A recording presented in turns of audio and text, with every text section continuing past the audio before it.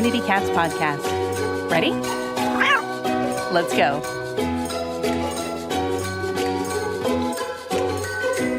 Welcome to the Community Cats podcast. I am your host, Stacy LeBaron. I have been involved helping homeless cats for over 20 years with the Merrimack River Feline Rescue Society. The goal of this podcast is to expose you to amazing people who are improving the lives of cats. I hope these interviews will help you learn how you can turn your passion for cats into action. Today, we are listening to part 2 of our interview with Mary Smith and Sheila Darpino of Maddie's Fund. I hope you enjoy the show.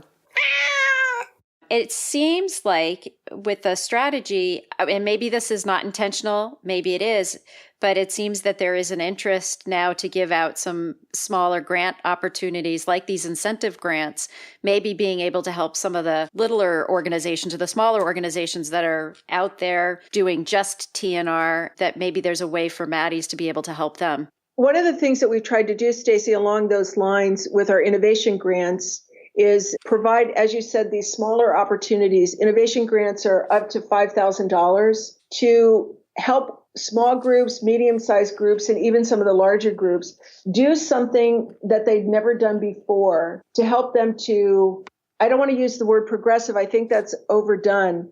But, oftentimes in an organization, you keep doing the same thing over and over and you expect different results, but that's never going to happen.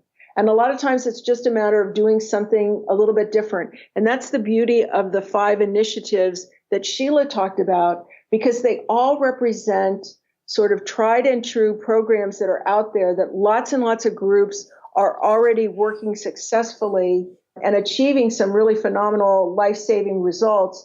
But you don't have enough resources to pilot something like that in your own organization. And an innovation grant could give you those resources. So what we're looking for is just being able to put out as many opportunities as we can to help groups to think about what's holding you back, and then to be able to take that step towards really thinking creatively, what can I do to ramp up my life saving? When you asked us what's the definition for no-kill, these days we talk about communities that are at a 90% or better live release rate. And the beauty of that is not so much the 90%, but it's just that people are thinking of actual percentages, something that you can increase. And so if you have some additional resources to implement some different kind of programming that will allow you to do that, at the end of the day, it increases everybody's quality of life. I love the innovation grant idea. So I was just going to add on a little bit to your question about helping the smaller groups. Our view is that the problems with shelters are a community problem. They're problems of our whole community. And the solution to homeless pets is a community solution. So we definitely are supporting what you say in terms of helping these smaller groups, because it's not just the bigger groups that are going to solve the problem and get us to no kill. It's the smaller groups. And so we want to support our entire community as much as we can. I would be interested to know if over the last 20 years, how many animal welfare groups have been formed that still operate with revenues under $100,000 a year. I would think there's probably quite a few all across the country. I mean, in Massachusetts, I could probably point to 75 or 100, probably up to that amount. I mean, there's huge growth in creating a nonprofit. It became easier to develop a nonprofit over the last 20 years. Yeah, and it is a very big number. We've done a number of surveys looking at different groups across the United States. And every survey that we do, the vast majority of organizations that respond are the smaller organizations. What I think is very cool about these innovation grants too, it's like being an entrepreneur. You try different things, and obviously sometimes projects fail, but then sometimes they succeed, and then some even super succeed. And that helps become a new model for us all to follow. So my assumption is this is a way for Maddie's to be able to listen and learn as to what ideas organizations have all across the country. Exactly, Stacy. And I think that it's not so much about trying to invent yet another new program, but it's just being able to share the results of programs that are working with people and organizations so they can decide for themselves if this is something they want to do. In our education programs, our webcasts for the last few years have really been a huge resource for organizations to take a deep dive in some of the other programs and services that are available, things that are happening all across the country, to find out how they are doing what they're doing and how it could apply for them. And we're very, very proud of that program. We've also started an apprenticeship program so people could actually spend time working one-on-one with people from organizations that have successful programs. Because, there's nothing like that sticky experience where you have some online content, but you also have the on-site experience, and to be able to really see how things work and then be able to go back to your own community. I think the first apprenticeship we did was a barn cat program with Austin Pets Alive, and Oakland Animal Services actually sent somebody to Austin. They spent days working with the barn cat person at Austin and then came back to Oakland and started a program there. That's great. I think the apprenticeship idea is fantastic. I saw the recent posting, I believe, about ringworm and learning how to not be afraid of that one. I don't think I'm a candidate because I'm not in the trenches anymore, but I would love to be a fly on the wall for that one. So Sheila, I'd like to touch base with you a little bit about what current research initiatives Maddie's is doing. I'd love to talk about that. So there's two types of grants that we're giving out with regard to research. The first is that we've started what we're calling Maddie's Idea Lab. And our Idea Lab is a place to test and incubate ideas. So a shelter or a research scientist comes to us with an idea that is going to help life-saving the utilization of foster care or animal welfare leadership. And if we think that's a good idea, we give a grant for that idea. It's tested in our Idea Lab, or through a grant from our Idea Lab, I should say. And if that idea is successful, it then goes on and can be tested at a couple of shelters or rescue organizations. And if successful at that level, it can be tested at many more locations. So taking someone's really good idea, testing it, and if it works, expanding it across the United States. And that's our Idea Lab. And then we're also going to be giving out straight research grants for more basic research and projects that don't necessarily fall into the Idea Lab concept. With regard to community cats, we've had a number of wonderful people come to us with ideas about community cats, and we are starting a community cat working group. We're getting a team of experts together to talk about community cat research projects. We're really interested in supporting two different types of projects. One is a census-based data project. So people wonder what happens to these cats over the long term. And there's lots of modeling that's been done and programs that have been tested in isolated areas, but getting much broader and larger programs looking at what's happening to these groups of cats over the long term. So census-based projects is one of the things this working group is going to be working on. And the other is going to be talking about a project to look at the long-term health and welfare of community cats, because obviously that's another big concern of people who oppose the community cat idea, is that their health and welfare suffers. So we don't know whether that's true or whether it's not true, and research will help to get us some answers to help these cats. Very interesting. In Newburyport, in our colony that we managed, that had started out as 300 cats, and then by 2008, there are no cats on the waterfront at this point in time. Many cats from that colony aged 15, 16, 17, 18 years of age with our dedicated feeders. So we have a lot of tribal knowledge about dealing with an aging feral cat colony, and we have a lot of support for those cats. So it'll be interesting to see how that research takes shape. We're certainly very excited about it because there is a lot of, as you described, tribal knowledge out there, what people have experienced anecdotally. But until we have research that is published in a peer-reviewed journal that addresses some of these specific questions, and obviously there's a lot of research that's been done already, but we're hoping to target things more specifically. That's very interesting. You'll have to update us and let us know how the research progresses. Certainly will. And the one other thing to talk to you about with regard to research is that we're also forming Maddie's Research Network. And this is going to be an online network of people who can contribute ideas, upvote or downvote ideas. It's going to be research scientists as well as animal shelter directors and managers and rescue groups as well. So a place where everybody can come together and discuss ideas that are going to help to promote life-saving. And for the purposes of this discussion, community cats will obviously be involved as well. So we're really excited about that. And we're going to start accepting signups for that in the next couple of months. And now let's take a moment to listen to a few words from our sponsors. Accidental Exiles by Bruce Perry. Jesse McAllister, a young Texan and Iraq war vet, escapes to Europe where he seeks a new direction and to heal his desert wounds. Wandering the streets of Ascona, Switzerland, he meets and falls in love with a beautiful Italian waitress named Sonia Altarelli. Since the horrors of combat he encountered with a boyhood friend, Jesse will have nothing more to do with war. This story is his farewell to arms.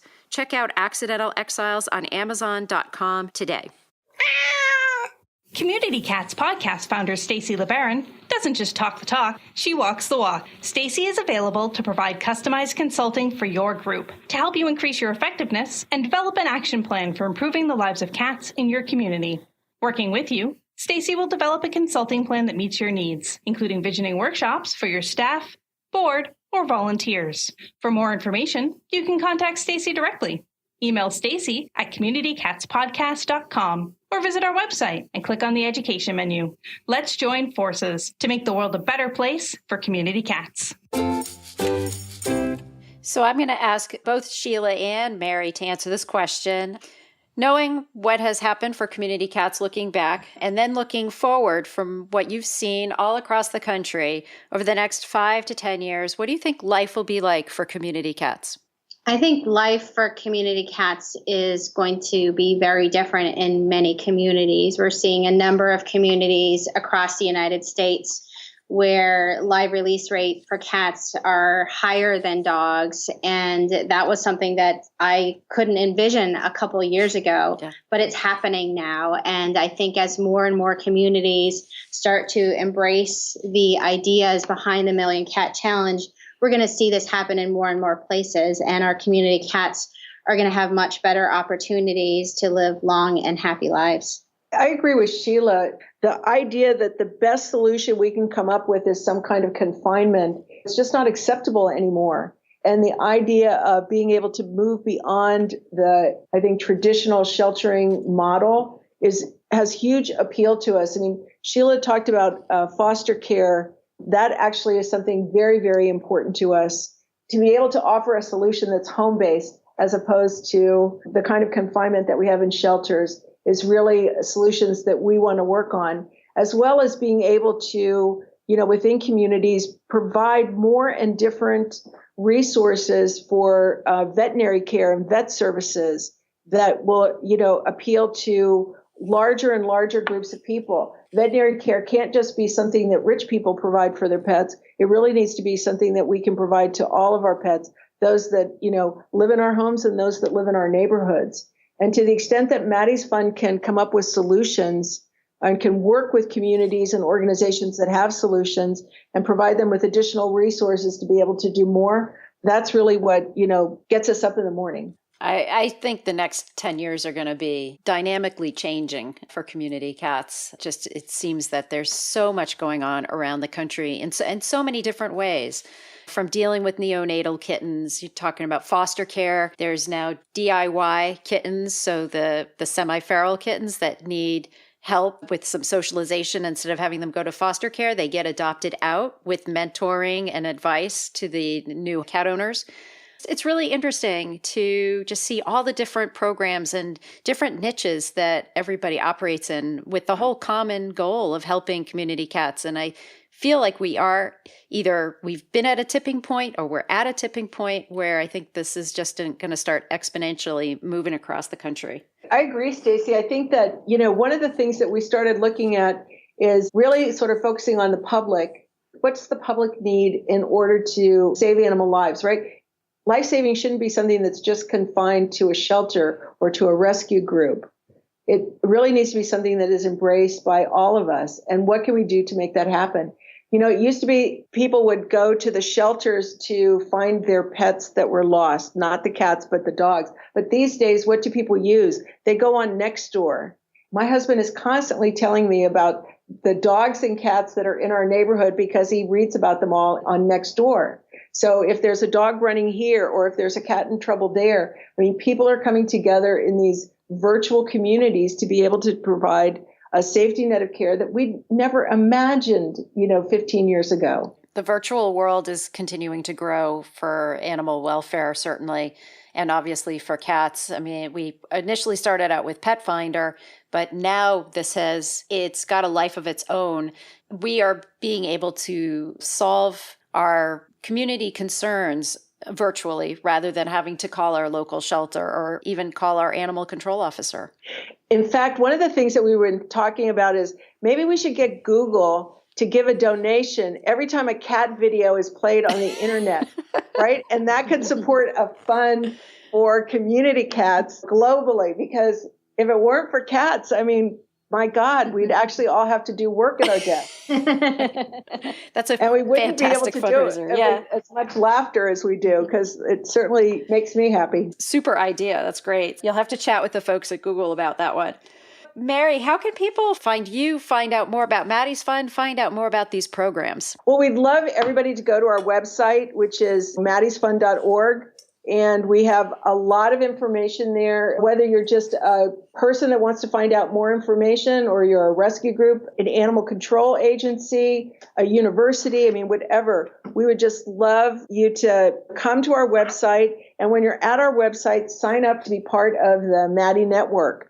That's going to give you access to lots of information about grant opportunities, about our webcasts, about our research programs, about all the great information that we have there.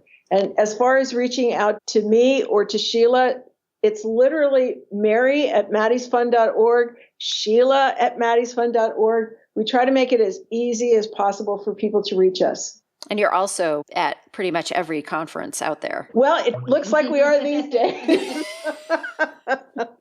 So absolutely, stop by our booth or whatnot. And sometimes it's just as old-fashioned as picking up the phone and calling somebody. And I think I almost remember my phone number, which is 925-310-5455. And if you call that number, you can reach me or some coworker whose number I've just given out. Mary, is there anything else you'd like to share with our listeners today? I think that we would encourage people to not be afraid to do something different on behalf of the animals in their care, whether it's the animal that you call your pet or the animal that you're part of a group that's trying to rescue and to make a better life for. It's important that we actually not be afraid to fail. Some things won't work, but there are lessons to be learned from that. And the whole idea is if we're going to fail, let's fail fast. And then let's do the next thing that we think might work. And there is a network of people, millions of people out there who are facing probably similar issues that you are. And that if we can be part of the Maddie's Network, be part of Maddie's Fund, listen to your podcast, Stacy. There's tons of information out there that can help you feel more connected, provide you with solutions that, maybe on your own you couldn't come up with. Sheila, any last points to put out there? I don't think I have much to add on to what Mary said because she certainly said some wonderful things, but I have to jump in briefly from a behavior standpoint because that's my background. And with regard to community cats, when we keep cats indoors, we certainly keep them, or we probably keep them safer by protecting them from things. But there are also behavior problems that arise from being confined indoors all the time. And I think the idea of thinking about and supporting the idea that cats can live out in our communities and have wonderfully happy lives where they are very fulfilled is very, very important.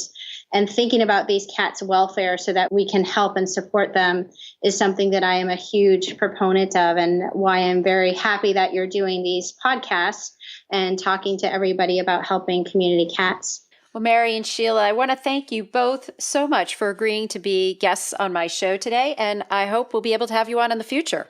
Thanks, Stacy. Thank you. We're glad to be here. Thank you for listening to the Community Cats podcast. I would really appreciate it if you would go to iTunes, leave a review of the show. It will help spread the word to help more community cats.